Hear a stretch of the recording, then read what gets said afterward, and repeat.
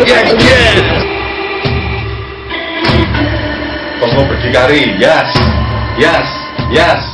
Oh, jadi Mbak Linda untuk istilahnya untuk batik sekarang menurut Mbak Linda gimana? Anunya istilahnya jelas ya itu batik sangat penting di Indonesia. Tapi kelihatannya anak muda sekarang banyak yang tidak tidak tertarik dengan batik, terus terang saja. Saya melihat memang sangat sekali, fenomenal sekali batiknya Mbak Linda. Dan bagus, saya nyaris tidak percaya kalau itu batik itu. Ya, banyak orang bilang. Iya. Well, you know, orang Barat. Ini saya dari generasi ya 75 saya mulai. Iya, iya. Dan saya autodidak sebenarnya. Di university saya belajar satu kuliah tekstil. Oh, tekstil ada ya. satu kelas dan macam-macam ada campur, ada satu proyek dengan batik. Saya coba dan itu hasilnya really jelek. Iya, iya. Tidak ada apa-apa. Terus saya tidak bisa mengerti kecuali yang takdir atau apa. Iya, iya, iya. 6 tahun kemudian itu saya lihat ada gambar dan puisi dan saya bilang, wah, saya mau bikin batik tentang ini dari desain ini. Mengapa itu? Saya tinggal di kota kecil sekali di luar kota besar dan di sana mereka bikin pakai malam untuk canning. Do you know what I mean by that? So ada selai, jam, dan di daerah itu agriculture sekali. So misalnya mereka ada buah dari pohon, dan they make the selai sendiri. Semacam jus juga ya, untuk jus sama selai juga ya. Ini khusus untuk selai. Dan di atas itu harus taruh malam, biar itu aman. Awet gitu. Iya. Iya, iya. So you could bisa beli blok malam. Iya, iya. Saya beli itu di toko kecil dan dia just mulai kind of aneh ya. Saya bikin, ya seperti namanya wall hanging, Iya, iya. Piece agak besar. Terus buat beberapa. Saya senang sekali bikin untuk teman, untuk ulang tahun atau apa. Terus saya memutuskan saya ingin maju di dalam dunia dengan batik itu. Dan saya bikin kaos. Saya pindah lagi ke kota besar Los Angeles, pulang. Dan di pantai terkenal Venice Beach waktu itu, sekarang beda, semua sunglasses and cheap stuff, Tapi waktu itu ada banyak seniwati, seniman, craftspeople, buat macam-macam, So we have a little meja di boardwalk on the Venice Beach. So sudah waktu saya datang ke Indonesia sudah 6 tahun saya buat batik. So saya sudah bisa, tapi saya untuk orang Barat,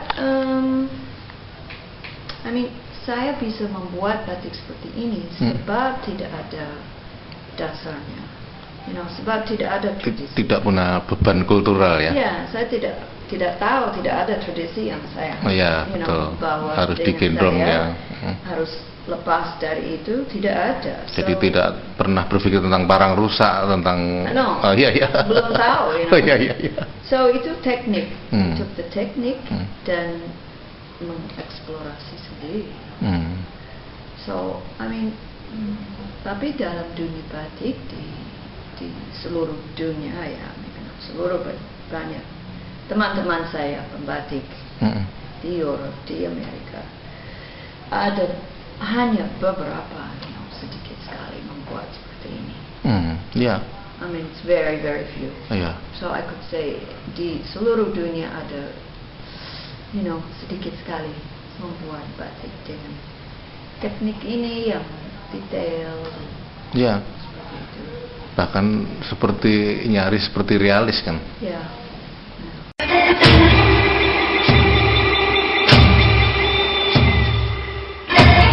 Aku berdikari, yes, yes, yes. Tolong berdikari, yes, yes, yes. So waktu yang di dalam figur ini saat ini itu ada 7 saya buat untuk tahun 2005. Ada pameran apa namanya itu, World Batik Conference di Boston. Di Boston, ya. Terus saya sama 3 orang lain, semua realis batik, buat pameran bersama-sama. Dan saya bikin untuk itu. Dan image ini dari kapan ya? Must have been 2004. Lupa. Kedai Kebun ada proyek. Mereka pilih fotografer. Dan ide ini milih 1 point. Terus dokumentasi 1 kilometer antara 1 point itu. Terserah mau apa, tapi mereka pikir ada seperti lingkaran like overlapping circles, you know, di Jogja, dan akan melihat pandangan dari itu variasi, you know, from all these points of view. So I chose my house, and then saya naik motor 1 km dan putar, terus saya motret di point-point itu. Sebab ini menarik sekali untuk saya. Saya 1 km dari hampir ke Malioboro, sangat ramai. Terus 1 km ke sana itu pandangan di situ masih sawah, masih hijau ya, masih you know, pohon-pohon ya. Ya, sawah dan apa, desa-desa masih kecil. Itu desa-desa itu. So aku senang sekali, you know, point ini menarik sekali untuk saya. Jogja sangat apa ya?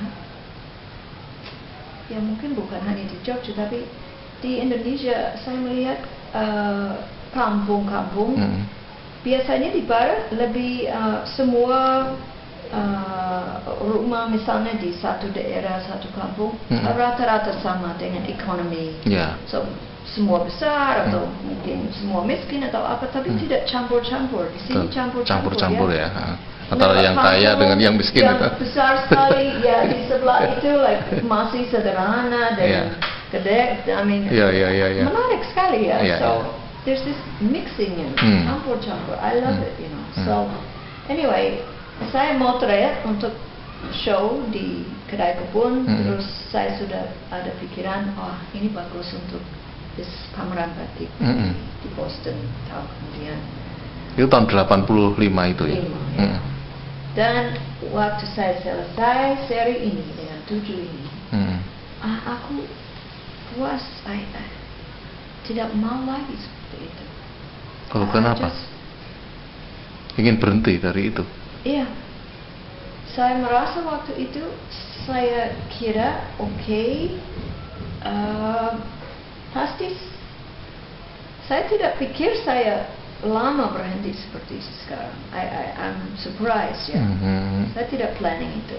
Saya kira mungkin 1 tahun I just take a break, istirahat, bisa lihat-lihat gimana apakah akan muncul lagi. Saya tidak tahu. I want to see ya. Tapi sampai sekarang belum mulai lagi. Dan ini nyaris seperti foto. Ya, tapi juga walaupun kalau ditanya itu biasanya saya sendiri bikin desain, memang dari foto-foto, tapi jarang 1 foto. So saya masuk ini dari foto ini, di ini, so saya buat image, you know, batik dari beberapa foto. Jarang sekali di mix gitu ya. Ada, sebab kalau bikin foto yang sangat bagus susah sekali juga ya. Iya. You know. Ini berapa kali celup ini? Oh, tidak tahu. No idea. How many? About maybe? I don't know. Ya, kalau 10 kali? Lebih ya? Oh.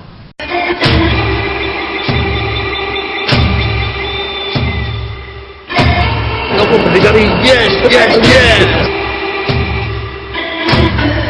Tolong berdikari, yes. Tapi kenapa lari ke tulisan lalu, Mbak Linda? Ya, ingin sesuatu beda sekali. Iya. Ya, itu aja. So, ya we'll see. Belum berhenti. I mean, walaupun lama, ya 5 tahun lebih, saya tidak buat batik. Saya tidak pernah bilang saya berhenti. Ya, betul. Saya just istirahat. Ya. Cuma sedikit lama. Iya, I'm waiting to be inspired. Dalam bahasa Jawa itu, kalau umpamanya saya tuman itu ingin lagi dan lagi. Untuk bulan kesini boleh nggak untuk istilahnya semacam diskusi semacam ini dengan Mbak Linda? Artinya bahwa karena saya merasa ini panjang, tidak bisa berhenti dalam 10-20 pertanyaan, tapi saya ingin tahu yang lebih dalam lagi. Mau itu. apa? Ingin tahu apa? Misalnya. Ada sesuatu yang saya lihat harus dikagumi dalam diri Mbak Linda. Ya, apa? Ya, saya nggak tahu apa itu, tapi dari karyanya Mbak Linda ini dan ketika kita pernah bertemu beberapa di event segala itu membuat saya selalu berpikir terus gitu loh untuk dan itu sangat saya ketika saya berusaha untuk melupakan itu selalu muncul terus gitu loh.